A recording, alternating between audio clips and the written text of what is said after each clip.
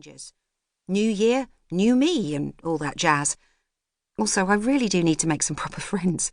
We've been in Dorset over a year now, and yet I'm still clinging desperately to the idea of London. I guess mid-divorce isn't necessarily the time for meeting new people and making a positive first impression. I thought about looking back through past diaries for inspiration, but I only have one diary from my childhood. It's from 1990 and has a picture of Garfield on the front. He's holding a pen, but there's a thought bubble above him that says, "I'd rather be eating lasagna," which is basically me right now. I wrote every entry in a different coloured ink, which I think shows a decent amount of dedication, but the entries stop on the 13th of January. Perhaps I ran out of pens. Reading over the 13 days I did manage, I don't feel like it was any great loss to literature. The highlight is probably the 6th of January. Went to Sainsbury's with Mummy, even though I wanted to stay at home, and she let me get 2 packets of Jaffa Cakes. There's a little smiley face next to it. I do love Jaffa Cakes. On the 8th of January, I went to Gran and Grandad's and had a mini milk. Grandad showed me how to do 3D lettering. It's pretty gripping stuff.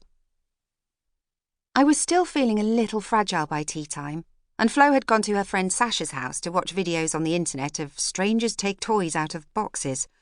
So Jess and I had shreddies for tea and watched Flo's old High School Musical DVD. I feel it my duty to educate Jess in the classics. Question: how old is Zac Efron in the first HSM? Tuesday, the 2nd of January.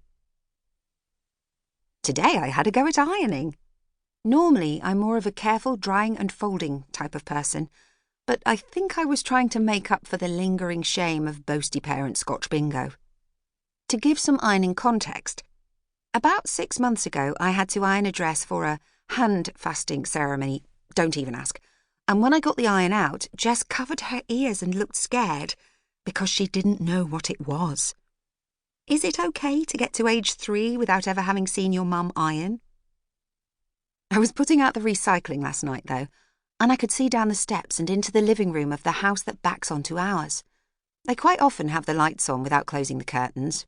Exhibitionists, my gran would have called them, although I'm not sure ironing in public is considered terribly saucy nowadays.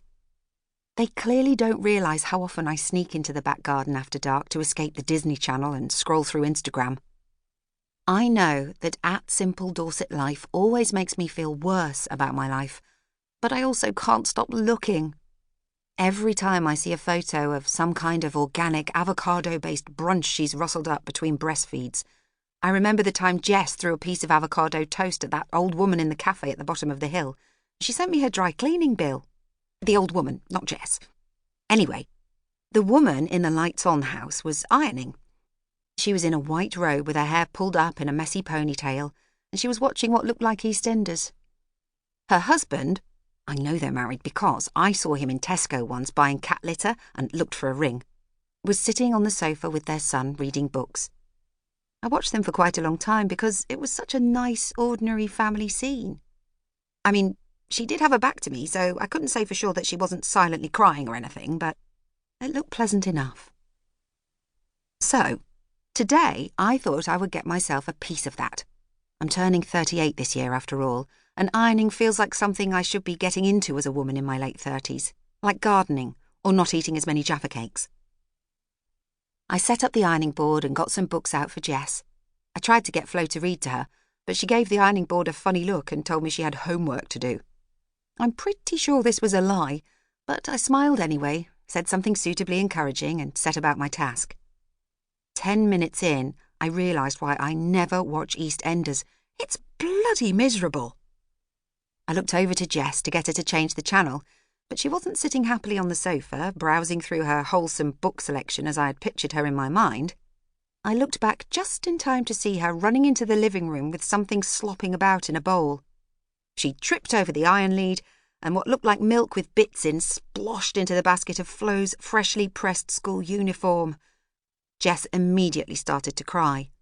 "Now my special relaxing drink is ruined," she said, sobbing. "I made it for you, Mummy," she added, as she tried to pick bits of what looked like cheese out of the washing basket. I checked.